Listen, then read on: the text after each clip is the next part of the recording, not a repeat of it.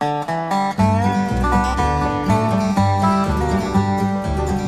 shall not be moved. We shall not be moved, just like a tree that's planted by the water. We shall not be moved. Does anyone think that they're pleased with the way things are going at the table? No, absolutely not. Why not, Sherry? Because it all seems to be pointing that we're the bad guys in the situation. Their management's trying to pull their typical and make it the union look like we're the bad guys when they're the one that's dealing out the bad proposals, not us. We're trying to protect the employee, not hurt the employee.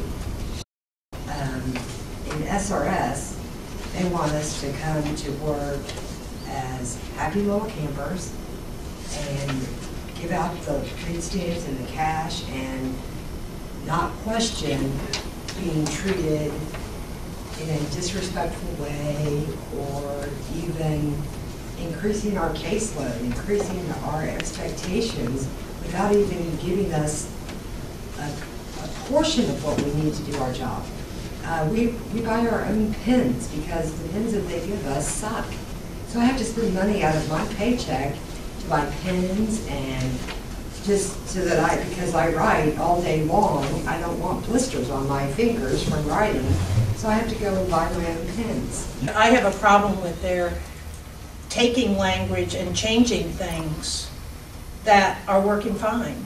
And with the budget crisis the way it is, we're working to get something other than The that. money, the monetary value. We're trying to get a better life for workers across Kansas. And That's- pay raise obviously is not going to happen. Everybody wants a pay raise, but if we can get them something else to help them, that's what we need to do. Scott? I just think it's, you know, all of us are here fighting for 10,000 safe employees. Each one of us that are sitting in this room actually either protect the citizens of Kansas in one way, keeping them off the streets. Everybody makes it safe, the highway's safe. And we're sitting here working countless hours a week. And in return, they just seem, the things that we do for the state of Kansas, working for the state of Kansas, they just want to take away from us instead of giving us the applause or giving us the, even just the days off that we could get for holiday vacations and stuff like that, you know, extra time. I think with the situation that we have here now and the people, the brains that we have at this table,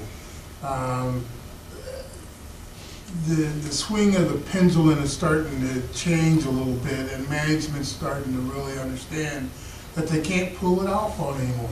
They can't fool us anymore.